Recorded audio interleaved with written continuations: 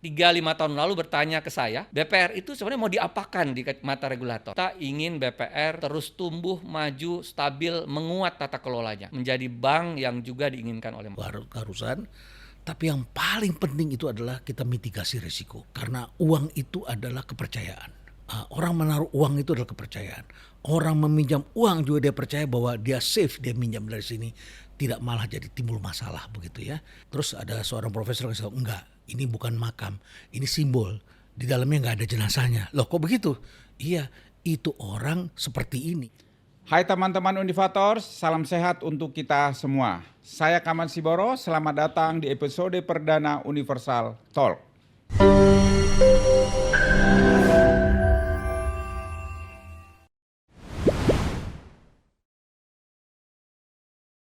Persaingan yang semakin ketat mendorong lembaga keuangan untuk terus berinovasi guna mempertahankan dan menarik pelanggan.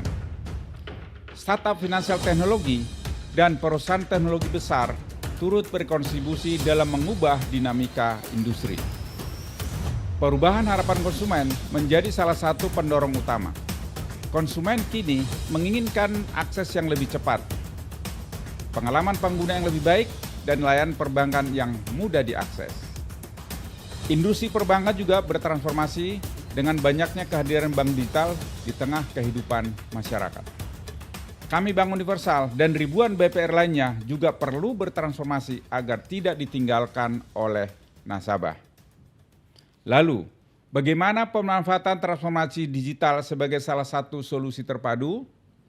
Mari kita temukan jawabannya bersama dengan dua narasumber yang luar biasa telah hadir bersama kita di sini, yaitu Bapak Roberto Acuen, MSc, dan Prof. Renal Kasali, PhD.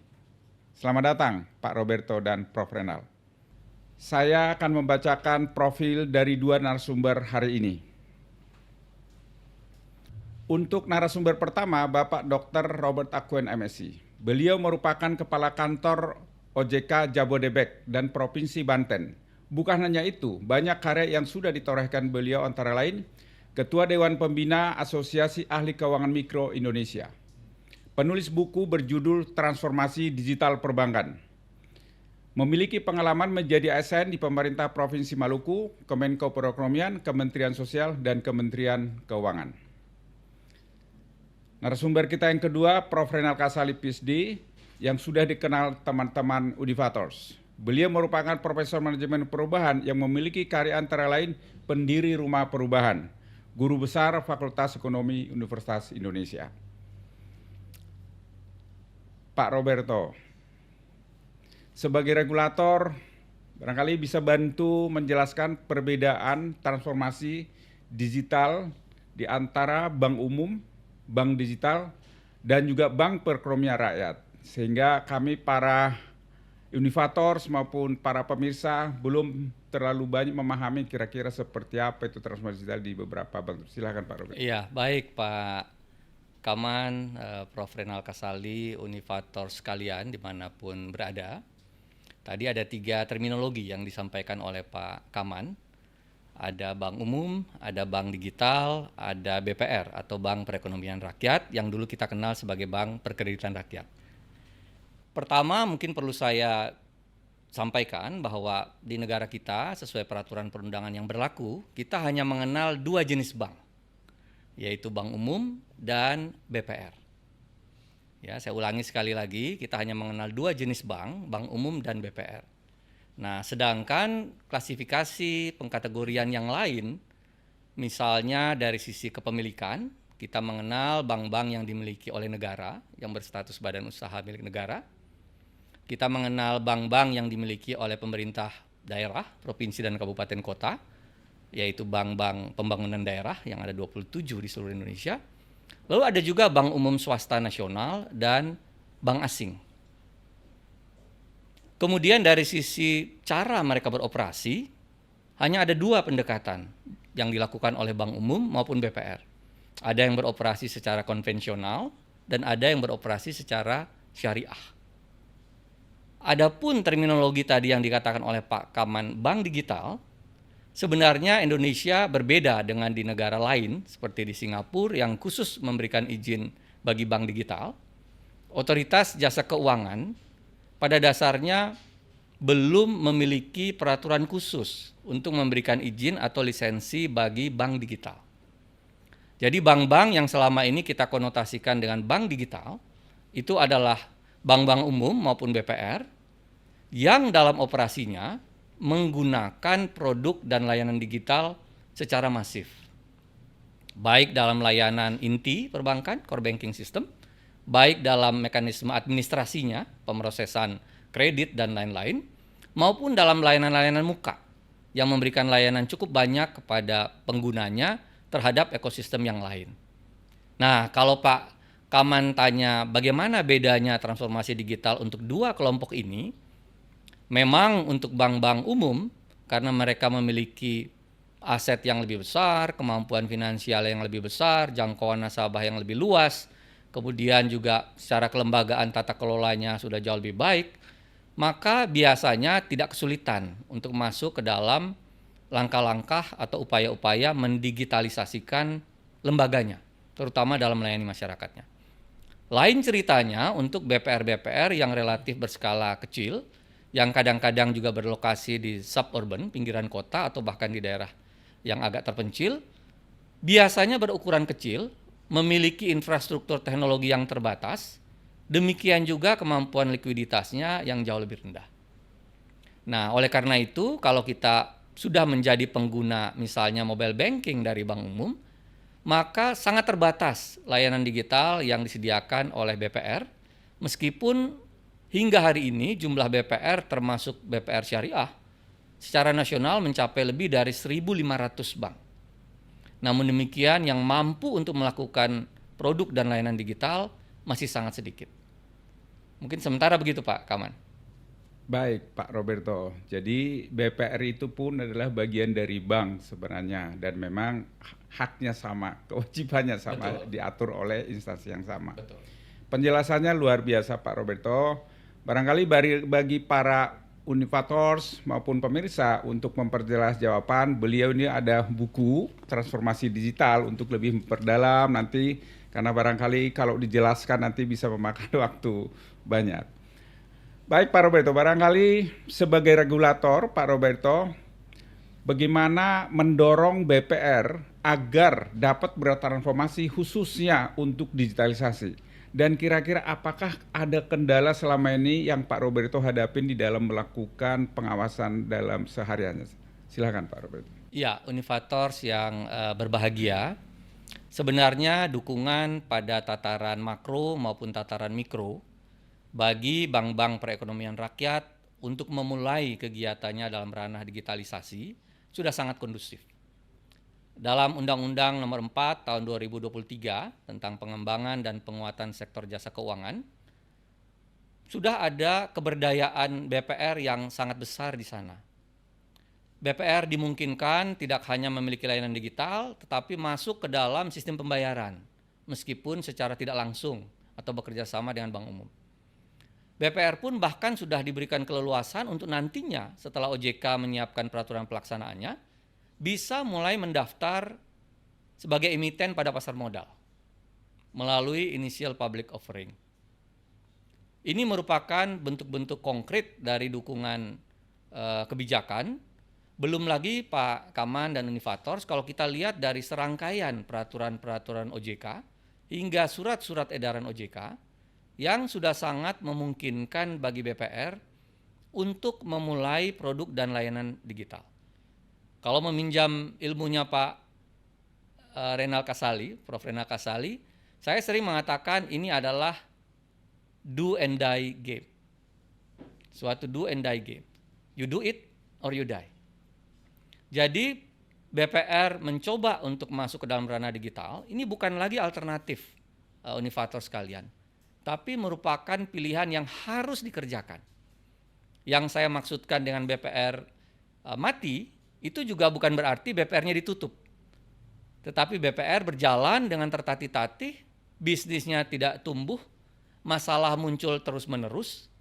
Karena digitalisasi, perlu kita pahami, Unifators sekalian, memiliki dua pisau sebenarnya yang jalan beriringan. Di satu sisi sebagai alat bantu kita memperluas bisnis, Tetapi di sisi lain juga merupakan alat bantu bagi BPR meningkatkan tata kelola, memitigasi risiko, dan sekaligus memenuhi ketentuan-ketentuan yang berlaku. Jadi Pak Kaman, kalau ditanyakan dukungan dari regulator, aras kebijakannya sudah tersedia, praktek di lapangan pun aturan-aturan OJK sifatnya sekarang principle based, tidak lagi rule based, karena dalam sisi pengawasan pun OJK mulai menjalankan regulatory technology dan supervisory technology.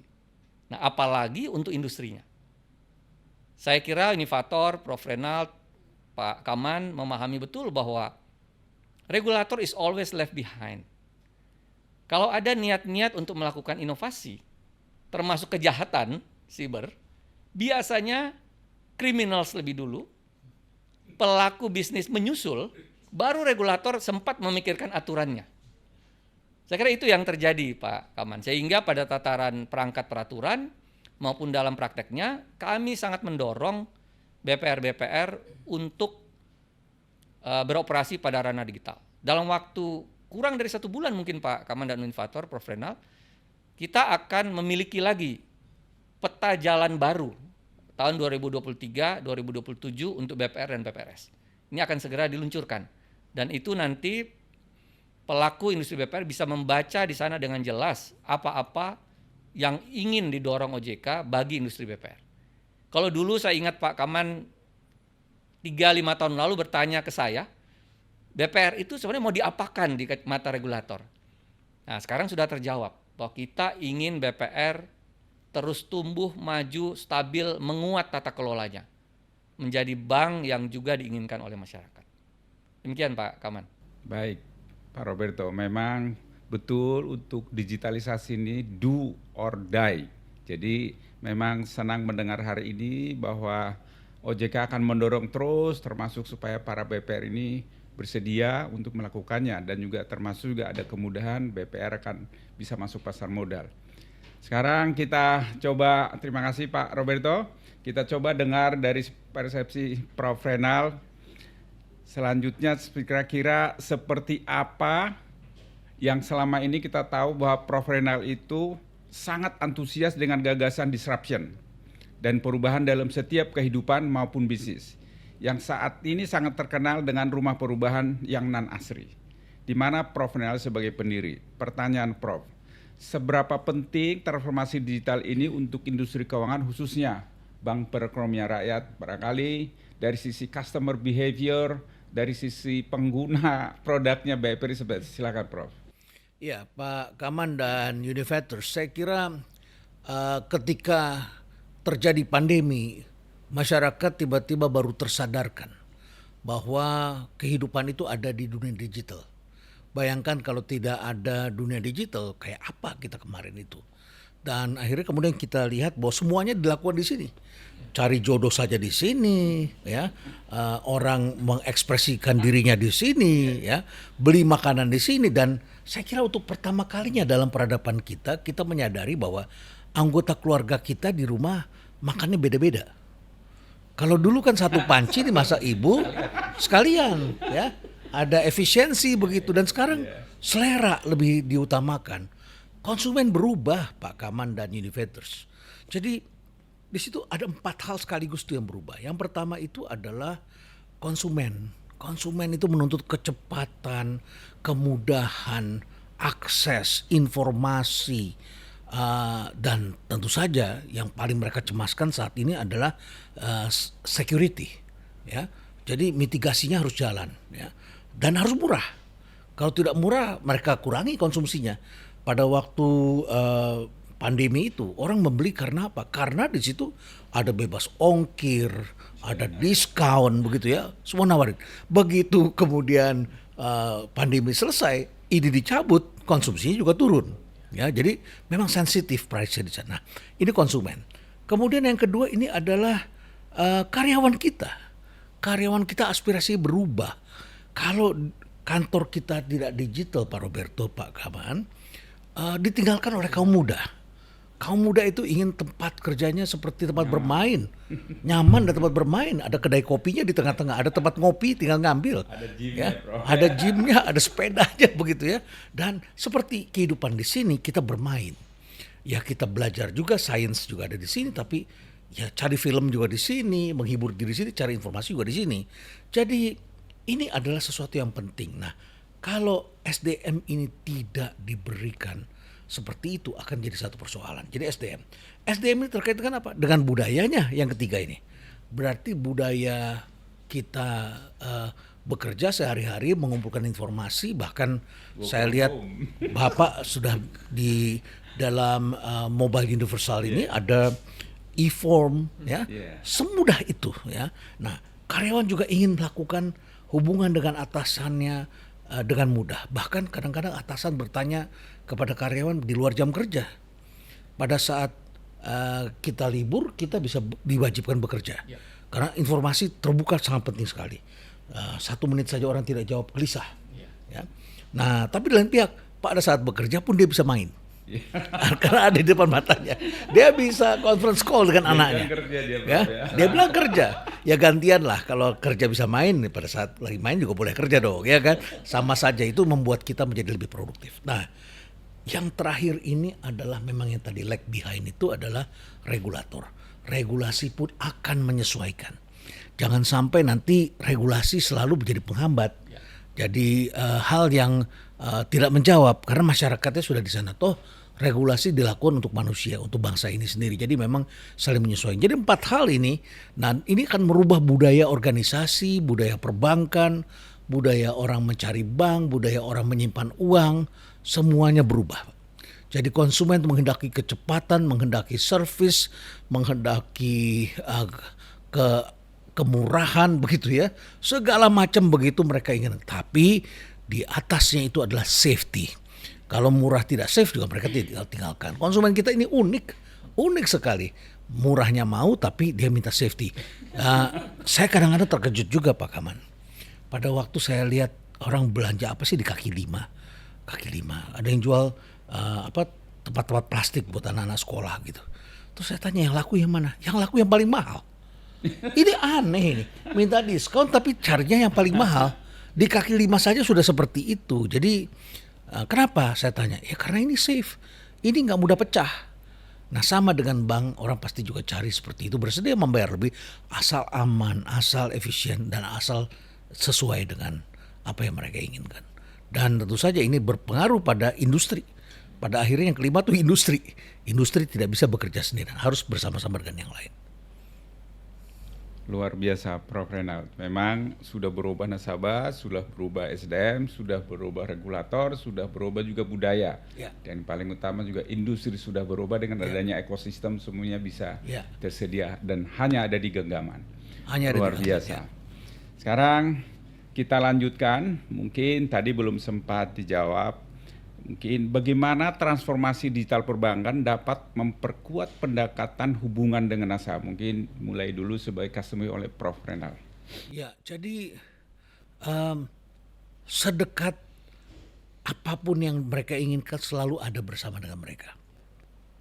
Jadi kita tidak lagi datang ke tempat, kita tidak lagi pergi ke kampus untuk cari ilmu, tapi ilmu datang kepada kita. Maka berita juga begitu. Dulu kita harus beli dulu di terminal korannya, beli koran di bis atau langganan. Tapi sekarang itu berita datang sendiri ke sini. Kita nggak minta kok berita ini, tapi dia muncul sendiri. Kita nggak minta kok sains ini, tapi dia baca percakapan kita pakai AI, pakai data intelligence, kemudian dia berikan kepada kita. Jadi harus sedekat memahami kita, karena sekarang statistik telah berubah menjadi data science. Jadi kemampuan membaca data penting, bahkan tidak perlu dioperasikan oleh manusia. Kita bisa pakai AI. Dan transformasi ini menjadi sangat dibutuhkan karena kita semuanya punya 3 zona waktu Pak Kaman. Ada masa lalu, ada hari ini, ada hari esok. Nah hari esok ini kan generasi baru nih. Dan mereka membawa hari esok ke hari ini. Sementara kita orang lama itu membawa masa lalu ke hari ini. Jadi yang satu bilang, ke masa depan dong Pak. Yang satu bilang, tapi dulu begini. Nah, jadi nggak ketemu di situ. Makanya harus ada transformasi. Yang pertama-tama tentu saja kita harus ada transformasi pikiran. SDM kita dengan pikiran baru. BPR ini kan lama dulu kita lihat BPR-nya kesannya kuno, kesannya gedungnya jelek begitu ya. Pelayannya juga isinya orang-orang lama begitu. Tapi hari ini saya kalau datang ke kantornya Bank Universal, saya lihat orang muda ini. Orang muda, fresh, bajunya juga segar, teknologinya juga oke, ya bisa diakses dari rumah. Jadi bukan lagi kita datang, tapi memang itu datang kepada kita. Jadi transformasi adalah satu keharusan, tapi yang paling penting itu adalah kita mitigasi risiko. Karena uang itu adalah kepercayaan. Orang menaruh uang itu adalah kepercayaan. Orang meminjam uang juga dia percaya bahwa dia safe, dia minjam dari sini, tidak malah jadi timbul masalah begitu ya. Kalau kita janjikan bunganya sekian, benar-benar ditagih bunganya sekian. Jadi harus safe, harus nyaman. Dan tentu saja juga industri ini mulai harus berpikirkan dengan adanya ekosistem itu dia bisa bekerja sama dengan yang lain. Karena teknologi digital ini selain mahal, itu juga perkembangannya pesat sekali. Kita invest satu kali tidak cukup, harus invest lagi, sama seperti tuntutan regulator kita harus top up capital. Kalau kita nggak tumbuh kan susah di top up jadi. Ya kan susah ya kan. Nah, makanya kita harus tumbuh, tapi di lain pihak kita juga harus beli software baru, kita harus upgrade software baru. Nah, bagaimana yang kecil-kecil ini bisa menyesuaikan? Hari ini bisa. Karena hari ini adalah era kolaborasi. Hari ini memungkinkan yang kecil-kecil itu bisa survive bersama yang besar. Jadi ekonomi Pancasila kita ini bisa hidup dengan teknologi digital. Karena teknologi yang satu ini bisa di-share. Namanya sharing resources itu. Jadi resources itu sama seperti kita gunakan jalan tol. Masa kita masing-masing harus bikin jalan tol sendiri-sendiri? Mahal sekali kan. Itu kan di jalan tol itu kita pakai bersama-sama. Kita bikin pipa juga pakai bersama-sama di sana. Jadi kita bisa gunakan bersama-sama untuk menghemat biaya, tapi di ruang kita yang bersama kita jaga keamanannya, kita jaga kemanfaatannya dan seterusnya di sana. Menarik, Prof. Memang kalau kita lihat masalah digitalisasi ini salah satu adalah investasinya, karena harus bisa membuat dekat dengan nasabah, tapi harus aman, juga harus mudah, harus cepat. Memang tantangannya adalah investasinya nggak murah. Tadi saya senang dengan apa yang dijelaskan di buku ini bahwa namanya mobilisasi dan orkestrasi, sehingga kita lakukan yang namanya sharing infrastruktur. Tadi Prof menyinggung, memang bagi para inovators maupun pemirsa yang ingin jelas kira-kira seperti apa ini buku, menurut saya selain buku yang disebutkan tadi ya, menjelaskan kira-kira bagaimana mengorganize para vendor IT yang sangat reliable. Terima kasih Prof. Sekarang kita dengar penjelasannya Pak Roberto. Kira-kira Pak Roberto tadi mungkin masih perlu lebih dijelaskan tantangannya buat kami para inovator ataupun para industri, kira-kira tantangannya bagaimana supaya para industri BPR ini langsung berkeinginan dan juga bisa menjalankan ini dengan mudah dan nggak ada pemikirannya terlalu. Tadi Pak Roberto udah bilang memang ada cybercrime, mungkin juga salah satu yang mesti dijaga supaya tetap aman tapi tetap mudah. Ini adalah memang sesuatu yang mesti selalu bertolak belakang, harus jaga, mesti safe tapi mesti layanan baik gitu ya. Silakan Pak Roberto bisa. Iya Pak Kaman dan Innovators, kemampuan untuk melakukan adaptasi boleh dikatakan menjadi segalanya bagi para pelaku usaha saat ini, terutama yang banyak menggantungkan aktivitasnya dari jasa, ya, termasuk lembaga keuangan, apalagi bank. Nah, oleh karena itu, transformasi digital yang dimaksudkan untuk mendukung kemampuan beradaptasi itu, sayangnya juga senantiasa berkejaran dengan dinamika dari inovasi teknologi yang juga berlari demikian cepat. Nah, oleh karena itu kita harus pintar-pintar dan mengembangkan apa yang saya namakan sebagai full scale digital services atau layanan digitalisasi penuh. Ya, kebetulan di dalam buku yang saya tulis tahun lalu, saya menamakannya pada judul sebagai solusi terintegrasi. Karena hanya itu yang membuat kita selalu berada pada zona nyaman bagi para pelanggan, para nasabah yang ingin layanannya cepat, aman, murah, bisa dilakukan di mana saja dan kapan saja, lintas batas wilayah, bahkan lintas batas negara. Di samping itu kita menghadapi juga yang tadi disinggung oleh Prof. Renald, cybercrime atau kejahatan atau ancaman atau serangan cyber yang juga mengikutinya karena permukaan atau ruang-ruang atau jalur terkoneksinya sistem kita dengan berbagai ekosistem itu semakin banyak. Nah, oleh karena itu, di samping mendorong solusi terintegrasi, itu juga perlu dilakukan dengan yang saya sebut sebagai smart collaboration atau berkolaborasi dengan cerdas. Dengan effort yang terbatas, kita mendapatkan kemanfaatan yang maksimal. Nah, apa bentuk konkretnya? Bekerja sama dengan ekosistem-ekosistem yang ada berbasis fee. Jadi produk dan layanan tidak harus kita sediakan sendiri dalam rangka menjangkau nasabah, baik nasabah yang sudah ada maupun membawa nasabah baru ke dalam ekosistem bisnis kita, tetapi dilakukan oleh pihak-pihak yang memang memiliki kompetensi di bidang itu. Sehingga kita mendapatkan win-win solution dari kebersamaan untuk menyediakan layanan. Nah, mungkin itu Pak Kaman yang saya kira sekarang harus dilakukan. Dan itu tidak juga memerlukan investasi yang besar, yang menakutkan terutama pada tataran bank-bank yang kecil. Karena Pak Renald, prinsip saya begini, yang membutuhkan efisiensi, yang membutuhkan layanan digital yang membuat biaya operasionalnya menjadi murah adalah justru bank-bank yang ukurannya semakin kecil. Kalau kita mengaca kepada perangkat regulasi yang lama, menghadapi tantangan yang besar. Karena bank-bank boleh atau tidak menyediakan layanan digital dibatasi dengan modal. Nah, oleh karena itu Pak Kaman dan para pelaku industri BPR sekarang sudah merasakan bahwa OJK sudah tidak lagi memberikan batasan-batasan modal inti tertentu untuk BPR memulai upaya-upaya digitalisasinya. BPR pada tataran sekecil apapun bisa melakukannya sejauh beroperasi normal, memiliki profil risiko yang baik. Yang dipentingkan oleh pengawas saat ini adalah kemampuan untuk memitigasi risiko dan penata laksanaannya nanti. Jadi tata kelola ketika diberikan izin melaksanakan suatu produk digital, keamanan nasabahnya bagaimana, keamanan jaringannya bagaimana. Hanya itu saja yang menjadi concern dari pengawas bank pada saat ini. Mungkin itu Pak Kaman. Luar biasa Pak Roberto. Memang smart collaboration. Gimana supaya smart collaboration ini benar-benar bisa dijalankan oleh para industri BPR yang memang modalnya belum cukup gitu ya Pak Roberto.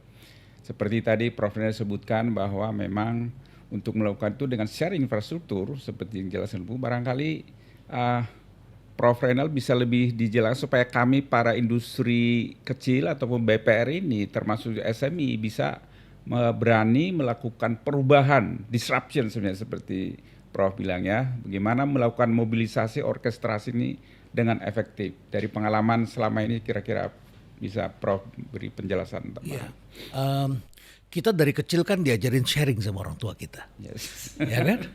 Betapa senangnya kita datang ke sekolah ketika kita lupa bawa makanan, terus teman kita di sebelah kita bilang, ini punya aku aja bagi 2. Yeah. Dia sharing sama kita. Betapa sharing itu adalah sesuatu yang hidup dalam kehidupan ini di barat maupun di timur. Dan ternyata setelah jadi dewasa banyak orang yang tidak mau sharing ya. Jadi gedung-gedung di Jalan Sudirman Tamrin dikasih pagar-pagar tinggi. Padahal kita tinggal enak jalan ke sebelah begitu, tapi kita harus lewat keluar dulu, dan ketika hujan kita kehujanan di luar sana karena kita tidak bisa lewat lorongnya mereka begitu ya. Jadi memang kita harus sharing dalam hidup ini supaya kita lebih mudah dan lebih percaya begitu pada kehidupan. Jadi kita bisa lihat kemudian masing-masing karena kompetisi, kalau kita mempunyai nasabah yang banyak kita bisa bagi itu fixed cost kita, biaya tetap kita, katakanlah ini adalah 1 miliar, dibagi dengan dibagi 100 juta orang, jadi murah kita punya. Tapi kalau yang punya cuma 1 juta, kan kosnya jadi tinggi, dia juga bayarnya sama 1 miliar begitu ya. Nah, jadi yang diuntungkan adalah yang punya besar, tetapi nasabahnya banyak, begitu sangat diuntungkan. Nah, kasihan kan yang kecil ini tidak mengejar untuk memiliki kemampuan teknologi yang safe seperti itu. Nah, jadi memang kita harus share, tapi ketika kita buka, kita juga tahu dia juga menjaga, sehingga tidak buang sampah di tempat kita, tidak ngotori, tidak merusak, dan bisa mendukung kita bersama-sama. Itulah esensi dari kehidupan. Nah, jadi cost yang dibagi dengan orang yang lebih banyak ini akan saling menguntungkan semuanya. Dia untung, kita untung. Ya, kita memperoleh manfaat. Jadi ketika ini semua dilakukan akan sangat mudah hari ini karena data tidak lagi disimpan di masing-masing komputer, tapi semua ditaruh di cloud di atas ya. Dan semua orang sekarang bisa lakukan, dan di buku saya itu saya bilang semua orang sekarang bisa mobilisasi. Sehingga kita saksikan, kalau dulu kan kita harus promosi sendiri kalau kita punya brand. Sekarang saya datang di rumah perubahan, saya bikin Jakarta Escape. Itu customer yang datang masing-masing bikin video dan mereka ceritakan pada orang lain kalau itu bagus. Sehingga konsumen hari ini berubah. Tadinya adalah sebagai consumer, sekarang menjadi prosumer. Mereka tidak hanya konsumsi tapi mereka produksi. Mereka menyebarkan dan mereka menjadi partisipan. Kalau partisipan, jadi ketika datang itu dia di satu tempat, dia bulan puasa saja orang tidak langsung, kalau begitu kalau dulu pakai beduk ya, maghrib itu ya, beduk maghrib orang langsung begini baca doa buka puasa ya. Tapi hari ini semua orang begitu ada makan dia begini dulu. Dia share dulu sama orang lain. Artinya eksistensi orang tuh memang ada di sana. Nah, saya katakan begini, ini ada yang punya namanya super apps. Super apps itu bisa Google, bisa YouTube, bisa IndiHome, bisa you name it. Ini adalah yang mempunyai kapasitas sangat besar. Nah, kita masing-masing punya akses. Dengan begini saja kita punya akses. Terus di sini ada infrastruktur lainnya ya, apakah yang dimiliki oleh bank universal BPR dan sebagainya. Kita bisa lakukan sehingga kemudian kita semua hanya tinggal begini, masuk dalam sistem kita segitu mudahnya, dan kemudian kita bisa bagi space ya. Jadi sharing itu adalah suatu hakikat kehidupan yang kembali lagi sejak kecil kita diajarin sharing ya. Betapa marahnya kita sebagai orang tua ketika anak kita nggak mau sharing, ya kan? Ya, ya kalau dia ingin puasa sendiri kan, kita orang tua kan, kok anak kita begini selfish sih, begitu ya. Jadi kita bilang sharing ya, karena kalau kamu sharing, kamu akan dapat kebahagiaan. Kamu menjadi manusia yang dihormati, manusia yang baik. Kita ingin anak kita baik, kita juga ingin jadi perusahaan yang baik. Oleh karena itu maka dengan adanya teknologi ini semua orang bisa melakukan mobilisasi, dan pelaku usahanya namanya orkestrasi. Kita menjadi dirigen, menjadi orchestrator begitu. Di sini ada apa? Udah, kamu nggak perlu punya sendiri. Dulu semua perusahaan obat punya bagian R&D sendiri-sendiri dan betapa mahalnya kita ya. Sekarang kita bisa udah satu aja perusahaan R&D di sana. Kalau kamu punya apa, saya bayar ke kamu, kamu kasih ke saya, kamu jaga kerahasiaan, udah. Pokoknya saya bikin ini. So enak sekali hari ini begitu. NASA saja melakukan itu sekarang. Ya, dia tidak lagi hanya semata-mata punya engineer tetap, tetapi juga dia ingin engineer Indonesia dari ITB, dari UI, dari UGM, dari ITS, semua bisa ikut terlibat kontribusi masuk dalam pipe, kemudian bikin algoritma untuk apa? Mengerjakan bersama-sama. Jadi hidup ini menjadi lebih bermanfaat karena semua orang bisa menjadi lebih produktif, dan bank-bank kecil di daerah, BPR yang dalam tempat dia sharing ya, dengan yang besar sehingga cost mereka kecil. Jadi tidak ada lagi alasan bagi kita bank kecil ya. Nggak usah minder ya Prof ya. Ya, bahkan koperasi kredit ya yang baik-baik itu bisa masuk di sini. Daripada bikin sendiri mesti jaga sendiri, punya orang yang kemudian nggak ngerti juga teknologinya, harus pergi dulu kemana belinya. Sudah, kita bersama-sama kita gunakan. Itu esensi dari sharing resources. Setuju Prof, itu memang jawaban bagi para industri BPR yang memang keterbatasan modal sehingga lakukan sharing infrastruktur supaya biaya investasinya lebih murah tapi cukup bayar variable cost. Ini kami beberapa kali lakukan, misalnya apakah cybercrime detection fraud, apakah core banking juga ada di cloud, itu kita nggak perlu siapin orang menjaga hacker-hacker yang mungkin semakin canggih sekarang ini. Luar biasa. Seperti yang disampaikan di awal, saat ini harapan konsumen mengalami perubahan. Kini konsumen berharap agar pelayanan lebih mudah diakses. Bank Universal sudah melaksanakan transformasi digital banking antara lain dengan adanya Universal Mobile yang dapat diakses kapan saja dan di mana saja.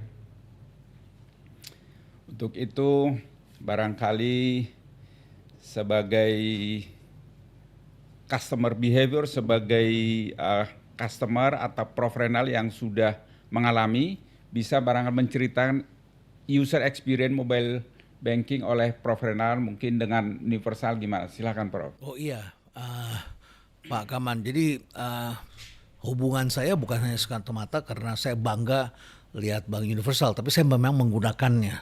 Jadi saya selalu bilang sama staf-staf saya ingin punya experience ya. Pertama karena bunganya juga optimal, jadi saya dijamin LPS lagi ya Prof ya. Dijamin LPS lagi ya. Jadi saya pilih, wah ini enak, ini taruh di sini. Setiap bulan saya tinggal lihat aja udah masuk begitu ya. Sepaling tidak kalau kita mau melakukan aktivitas apa, ada dana masuk dan menurut saya baik ya. Tapi ada e-formnya itu mempermudah kita. Ya. Kita tinggal mengisi, kemudian saya tinggal memeriksa sendiri, semuanya begitu mudah. Dan menurut saya ini telah membuat kami tidak sulit-sulit lagi. Kalau dulu kan kita harus pergi ke bank, kita harus tanya, kita harus telepon, macet sekarang semuanya. Sekarang datang ke genggaman ya Prof ya. Ini kan adalah pikiran kita ketika kita melihat bank BPR dibandingkan dengan bank yang lain. Kalau kita bicara bank besar, ya sudah normal lah mereka melakukan. Ternyata juga banyak bank besar yang masih menghambat kita ya karena satu dan lain hal, tentunya mereka punya policy yang tidak sama. Bank pemerintah satu dengan yang lain juga tidak sama. Tapi ketika saya lihat dengan Bank Universal BPR ini seperti ini, saya bilang wah ini sama seperti bank digital, itu sama seperti bank besar gitu ya. Dan doakan saya dapat bunga lebih baik begitu ya. Jadi saya bilang ya, ini sesuatu yang saya rasakan. Dan yang terpenting juga adalah saya tidak pernah punya masalah terhadap keamanan data. Ya, jadi data saya aman, saya merasa safe, jadi saya mendapatkan itu semua. Terima kasih Prof, luar biasa testimoninya. Pak Roberto dan Prof Renald, mungkin ini juga salah satu menjadi pertanyaan beberapa Univators, termasuk juga teman-teman saya industri BPR. Kira-kira apa kunci keberhasilan dari transformasi digital BPR ini? Mungkin bisa dimulai oleh Pak Roberto dulu. Silakan Pak Roberto. Iya, Pak Kaman, Prof Renald dan Univators. Saya kira human resource is always be the most important part dari aktivitas bisnis, berjalannya organisasi dan lain-lain. The man behind the gun itu selalu menjadi kunci. Nah, oleh karena itu, saya sangat berharap dan sudah mulai melihat ini dimulai dari perspektif atau mindset dan willingness dari pemilik dan pengelola bank. Karena saya katakan tadi, kita berkejaran dengan keinginan nasabah yang terus berlari, teknologi atau inovasi teknologi yang tidak kalah cepatnya, sehingga kita membutuhkan dukungan sepenuhnya. Nah, ini harus dimulai dari pemilik bank itu. Apalagi bank-bank yang berukuran semakin kecil. Ya, dukungan itu tidak selamanya dalam bentuk tambahan investasi. Ya, tetapi dukungan-dukungan dalam kebijakan yang memampukan, yang memungkinkan bank untuk beroperasi secara lebih agile. Termasuk menyiapkan sumber dayanya. Apa yang menjadi kemampuan, kompetensi, kelebihan kita pada hari ini mungkin saja sudah sangat tertinggal yang sifatnya juga akseleratif, Prof. Renald ya. Kalau dulu orang jago, mungkin 10 tahun kemudian baru dia ketinggalan. Sekarang seseorang yang memiliki kelebihan tertentu, dalam 1-2 tahun ke depan dia sudah obsolete. Sudah ada orang yang jauh lebih dari kemampuannya pada bidang yang sama. Nah, oleh karena itu harus tidak henti-hentinya menyiapkan pembaruan atau peningkatan kapasitas dari sumber daya manusianya. Nah, yang berikutnya yang saya sampaikan tadi, harus pinter-pinter untuk melakukan kolaborasi dalam rangka mendapatkan kemanfaatan. Dan yang ketiga adalah harus mau untuk melakukan layanan digital sepenuhnya. Jadi Pak Kaman, Univators, khususnya teman-teman yang mengelola BPR Universal, ketika kita mengatakan kita akan melakukan transformasi digital, maka kita harus melakukan seutuhnya. Layanan inti atau core banking system harus kita perkuat dengan teknologi yang terkini atau mengadakan pembaruan-pembaruan dari yang sudah ada. Tadi Pak Kaman mengatakan antara lain dengan menggunakan hypercloud ya, ada cloud private, ada cloud public. Kemudian untuk layanan tengah pun apa-apa yang dulu kita kenal dengan mengurangi jumlah kertas, ya, mengurangi pencetakan dokumen-dokumen. Nah, itu juga harus kita otomasi secara maksimal. Ya, kalau dalam teknis perbankan tentu saja mengurangi biaya operasional dibagi pendapatan operasional. Ya, kalau kita harus masuk ke teknis perbankan. Apalagi layanan muka yang tadi disinggung sedikit oleh Prof. Renald Kasali, dari kita mulai memiliki mobile banking, memang kita sudah harus berpikir pada super apps. Nasabah hari ini tidak hanya ingin dia mendapatkan layanan untuk kebutuhan hubungannya dengan bank, cari tahu rekening saya sekarang bertambah berapa, bunga deposito masuk kapan, tapi dia ingin bisa beli tiket pesawat. Dia ingin dengan rekening yang dia miliki di bank itu bisa beli makanan, bisa beli tiket konser, dan seterusnya yang mungkin akan bertambah. Hari-hari ini saya mulai mendorong BPR terkoneksi dengan aplikasi pembiayaan renovasi rumah, Pak Kaman. Jadi kalau dulu orang pembiayaan pembelian rumah, hari-hari ini beberapa startup sudah mengembangkan renovasi rumah. Prof. Renald, siapa yang tidak merenovasi rumahnya dalam sepanjang hidupnya? Ini smart ya, sesuatu yang luar biasa. Dan lain-lain, aplikasi orang mendapat layanan di bengkel dan seterusnya. Kita ingin mengeksekusinya dari rekening yang kita miliki di bank itu, tanpa pergi kemana-mana. Nah, oleh karena itu, jangan henti-hentinya untuk terus berkembang. Fully digital services yang saya maksudkan, Pak Kaman dan teman-teman harus punya alat-alat untuk menyeleksi kredit secara terotomasi, conventional credit scoring, alternative credit scoring, harus mampu melakukan autentifikasi 2 faktor secara digital, electronic KYC, harus mampu memproses administrasi secara seringkas-ringkasnya, keputusan bisa dilakukan dimanapun direksi itu berada, dimanapun debitur itu berada, berarti electronic signature, ya. Yang semuanya itu perlu di backup juga oleh keamanan siber yang baik, yang sifatnya juga dynamic. Apa yang dikembangkan oleh IBM 10 tahun lalu saja, sekarang sudah sangat tertinggal. Jadi kita memerlukan pembaruan-pembaruan yang bisa kita lakukan secara bekerja sama. Kalau tidak ada halangan Pak Kaman, Prof. Renald, pada bulan Maret saya akan mencoba menyelesaikan publikasi buku yang berikutnya, Keamanan Siber untuk Bank. Nah, mudah-mudahan ini menjadi alat bantu pemandu. Sama ketika saya menulis digital banking, padahal saya bukan orang IT. Karena saya melihat Prof. Renald dalam prakteknya mereka struggle. Akhirnya exhausted ketika mencoba memulai melakukan transformasi digital. Dia bertanya kepada begitu banyak orang, dia mengikuti begitu banyak event, dia mencari begitu banyak referensi, akhirnya dia kebingungan bagaimana memulainya. Karena semua bilang bagus ya, Itu Pak. yang seringkali saya jumpai ketika diundang oleh beberapa bank memberikan masukan. Banyak lembaga konsultan berskala internasional sekalipun yang mungkin memberikan masukan tetapi sangat normatif. Yang dibutuhkan oleh bank-bank, apalagi banknya kecil, adalah sesuatu yang praktis, yang langsung bisa diadopsi untuk dijalankan. Mungkin itu Pak Kaman, beberapa persoalan utama yang menurut saya perlu diperhatikan.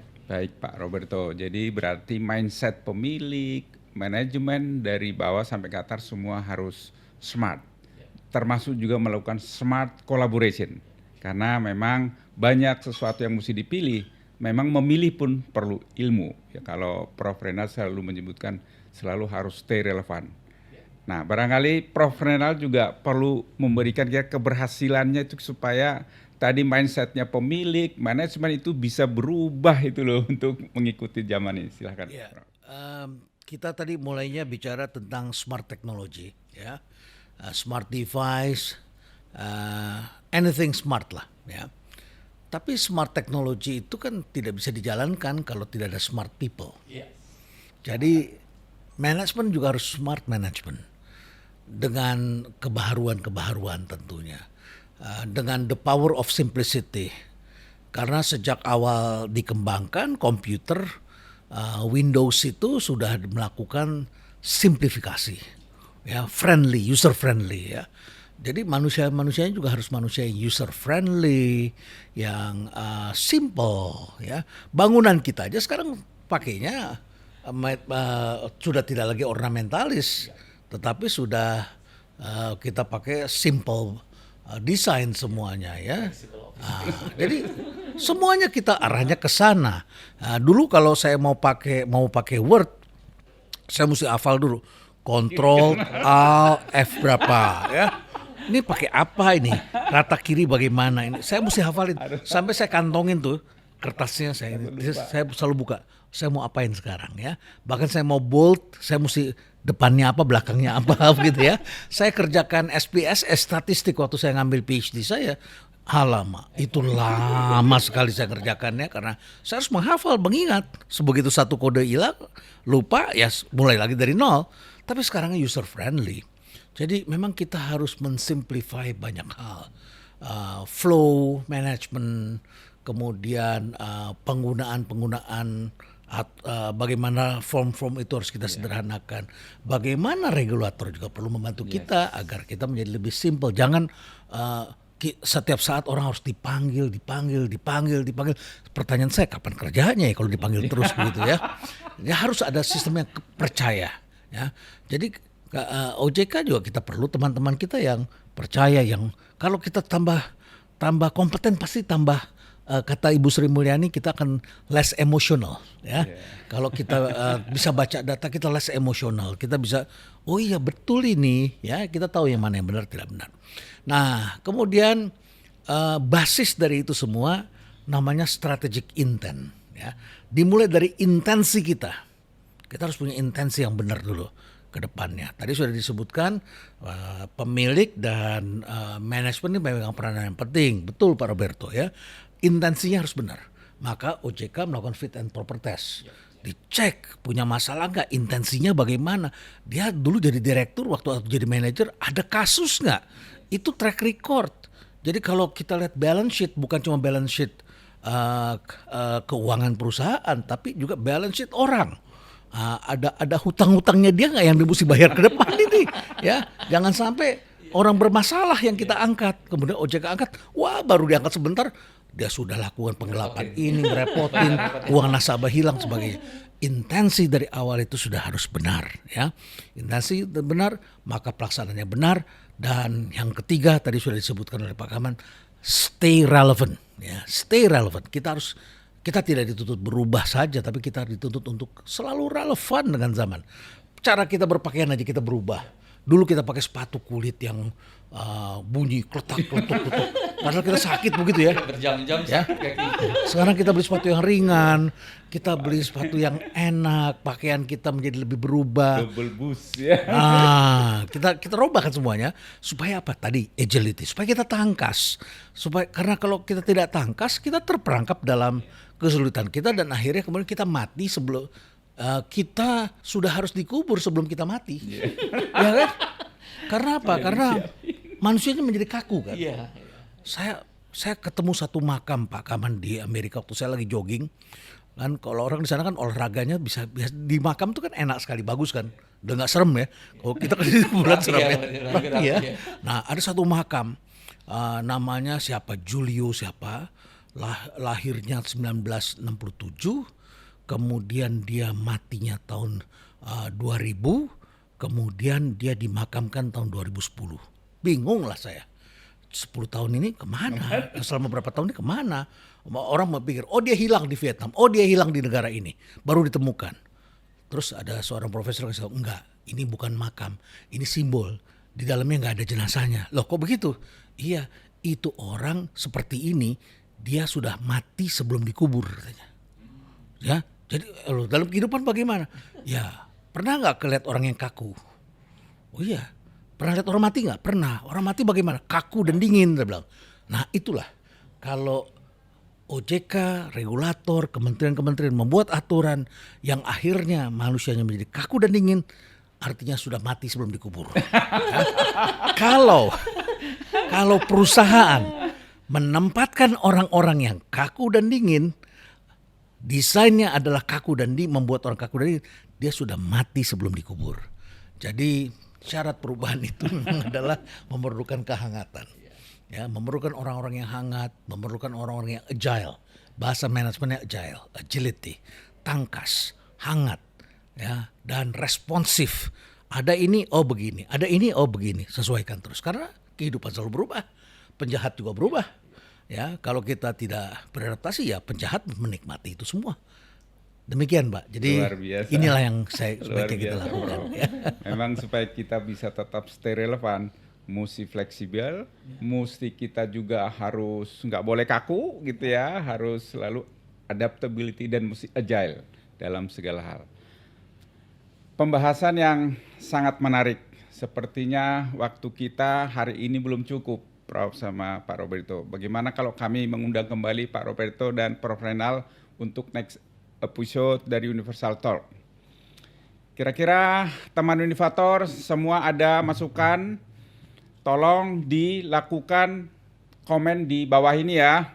Karena nanti akan ada episode berikutnya yang mungkin dengan topik-topik yang lebih menarik, tapi menunggu jawaban dari para rekan-rekan Univator. Baik, terima kasih Pak Roberto dan Prof. Renat. Ada baiknya kalau Pak Roberto dan Prof. Renat menyampaikan pesan-pesan ataupun closing statement untuk teman-teman Univator dalam proses bertransformasi digital supaya kita tetap stay relevan. Mari dimulai barangkali dari Pak Roberto dan nanti dilanjutkan sama Prof. Renat. Baik, Pak Kaman dan Univator sekalian.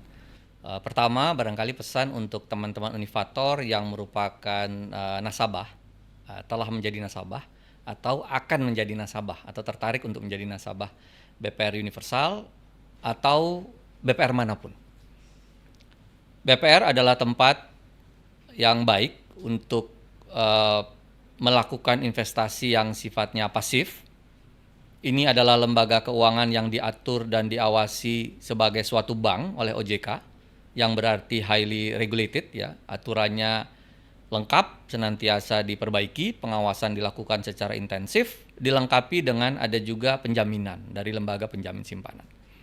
Dari sisi bisnis, tingkat bunganya sangat kompetitif, baik untuk tabungan maupun untuk deposito, sehingga pasti menarik bagi Univator sekalian. Nah, kemudian bagi pengelola BPR Universal, hal-hal yang tadi telah disampaikan oleh Prof. Renald dan juga beberapa poin dari saya, mudah-mudahan bisa memberikan semangat atau menjadi motivasi untuk bekerja secara konsisten, senantiasa melakukan inovasi-inovasi tanpa henti, dengan tetap berusaha memenuhi semua ketentuan yang diterapkan oleh otoritas jasa keuangan sebagai regulator. Nah, dengan itu saya berharap ke depan BPR Universal bisa senantiasa survive, bisnisnya terus tumbuh dan berkembang, cakupan usahanya semakin banyak, tetapi tata kelola, kemampuan memitigasi risiko, dan compliance-nya senantiasa bisa dipenuhi dengan baik. Apalagi saat ini sudah harus menerapkan standar akuntansi entitas publik. Ya, saya kira ini adalah contoh-contoh baik BPR yang tata kelolanya akan semakin membaik ke depan. Mungkin demikian dari saya, Pak Kaman. Terima kasih Pak Roberto. Memang selain kita harus berinovasi, mesti comply gitu ya Pak Roberto ya. Sekarang kita dengarkan dari Prof. Renal bagaimana pesan-pesan closing statement untuk para Univators nih. Iya, Univators dan teman-teman semua, Pak Kaman, Pak Roberto, ada yang perlu kita sikapi bahwa konsumen ini berubah terus, ya. Dan jangan lupa Indonesia adalah consumer nation, ya, negara dengan apa ya, bagaimana masyarakat itu menggunakan konsumsi sebagai alat rekreasi. Ya. Tukang belanja, pendapatan nasional kita juga unsur terbesarnya adalah konsumsi, ya, betapa apapun semua dipakai untuk rekreasi. Di tengah-tengah seperti itu konsumen berubah, ekspektasi berubah, teknologi berpengaruh pada kehidupan mereka, harapan tentang hari esok. Jangan lupa ada yang namanya AI. AI bukanlah alat untuk menggantikan manusia. AI adalah alat untuk membantu manusia. Jadi kalau manusia tidak ingin digantikan, ya gunakan itu untuk membantu. Ya, kendalikan, jangan dikendalikan. Oleh karena itu maka kita perlu selalu berpikir, membaca. Di tengah-tengah ada AI, ada Pilpres, ada peristiwa besar tahun ini. Tapi tahun ini juga liburan banyak. Orang juga akan menggunakan semuanya akses melalui teknologi. Lalu yang juga perlu kita sadari bahwa hari ini penduduk di muka bumi semakin banyak. Penduduk kita sudah 8,2 miliar, maka kita harus menjaga keselamatan bumi ini. Maka ada istilah namanya ESG, environment, lingkungan, sosial. Kita harus berperilaku adil, fair, dan menghormati sesama kita. Walaupun itu masyarakat di pinggir, walaupun itu bank kecil, bisa menjadi sahabat kita. Dan kemudian adalah tata kelola, ESG, G-nya itu governance, tata kelola. Kalau tata kelola kita tidak beres, ya tidak bisa kita menerapkan perhatian pada environment. Karena kita kan pengen buang sampah sembarangan, kita ingin buang limbah kita ke sungai, kita jaga. Kita ingin juga dunia perbankan juga memberikan tempat pada mereka yang termarginalkan. Apakah itu masyarakat adat, apakah itu masyarakat kaum difabel, mereka bisa bekerja sama seperti kita semua. Jadi ini semua akan menjadi kebanggaan, dan saya kira juga banyak nasabah yang datang bukan hanya sekedar ingin pinjam uang atau ingin menabung. Mereka ingin melihat orang-orang miskin itu menjadi lebih baik hidupnya. Mereka ingin kita bisa berdharma bakti bagi orang lain. Makanya ketika di Bank Universal dilakukan itu, Universal BPR melakukan itu, kami melihat nasabah datang pada waktu pandemi membawa dapat gift-nya sembako, dan mereka bisa dapat berapa paket untuk bagi kepada orang lain. Bukan untuk mereka. Ada orang yang dapat gift untuk mereka, tapi ada orang yang dapat, saya ingin di sini karena apa? Karena saya diakui jiwa sosial saya. Panggilan-panggilan ini tetap dihidupkan. Dan saya kira ini tempatnya adalah di Bank Universal BPR, dan saya bangga sebagai nasabah, saya bangga sebagai sahabat, dan saya ingin terus mendorong perusahaan-perusahaan seperti Universal BPR ini tetap selalu menjadi manfaat bagi banyak orang, ya. Tetap selalu mendatangkan nasabah-nasabah yang mempunyai nilai-nilai yang sangat penting dalam kepedulian ini, sehingga mereka dapat manfaat buat hidup mereka, mereka juga menjadi manfaat bagi orang lain, manfaat bagi keluarga mereka, dan akhirnya kita menikmati masyarakat kita yang damai, adil, sejahtera, dan kita memiliki kemajuan bersama-sama. Saya kira itu harapan saya. Terima kasih Prof, luar biasa memang. Prof ini nasabah kita. Pada saat pandemi itu banyak orang yang tidak bisa kerja ini, sehingga waktu itu kita ada ide produk bahwa setiap orang deposito dapat 200 paket sembako, yang satu paket itu isinya bisa menghidupi keluarga kecil 1 bulan gitu ya. Sehingga itu sangat dirindukan orang yang tidak pernah menyumbang, tapi itu rindu nyari, sehingga produk itu diterusin itu Prof. Jadi datang dari kejadian itu, produk itu bergulir terus sehingga orang berbanking tapi juga bersosial. Jadi bagian dari perwujudan misi. Terima kasih Prof, luar biasa ya. Terima kasih para Univators. Sekali lagi Pak Roberto dan Prof Renal, tidak terasa kita sudah akan mengakhiri waktu acara kita ini. Karena saya yakin Bapak-Bapak akan memiliki aktivitas lainnya. Teman-teman Univators, transformasi digital Bank BPR adalah keharusan yang membuat terkoneksi dengan nasabah secara cepat dan mudah. Mari kita bersama-sama menciptakan masa depan yang lebih sejahtera untuk Bank BPR. Bersama saya Kaman Siboro, sampai jumpa di episode berikutnya.